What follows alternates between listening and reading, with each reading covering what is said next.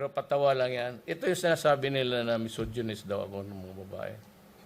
Iyan ang biro sa amin eh.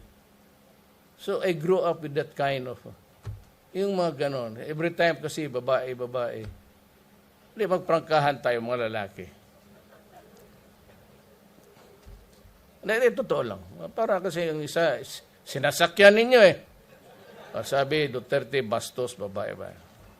Okay, simplihin natin. Kung walang babae, basta nandito na tayo sa mundo, walang babae, magtinginan tayo.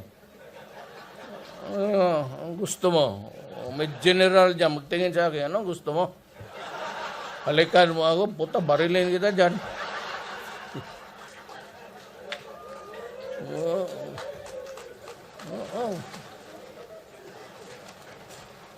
Itong mga babae na kasali yan sa yellow campaign na babae. Hindi nila alam putang ina yung sinasabi ko sa Madre. Ako yung nagpa-hostage. You look back sa 19... Kaya ba na nangyari yung kay Pugoy? Ako yung nagsabi, bitawan mo yung bata, pati yung yaya. Kasi ang yaya, sister-in-law, ang nanay na kalabas. Ang bata, ayaw ng, kasi breastfed.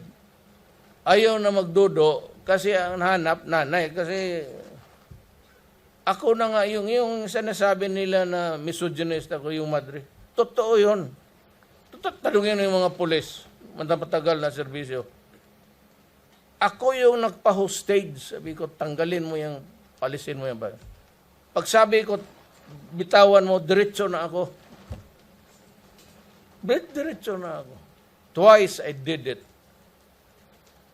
In thy name, woman. Ako ang may first. Mayor pa ako. May anti-discrimination na ako. Sa Davao, hindi ka pwede magsabi, ito, ano ka, ilunggo ka, wala, tikal ka, gano'n. Cannot do that. Bakla ka, with more. Bawal talaga doon magbastos about yung tribe. Itong mga Bisaya, palahubog, gano'n, may sungay. You cannot do that. And magreklamo sila. But this is law. And it passed during my time. May batas talaga ako.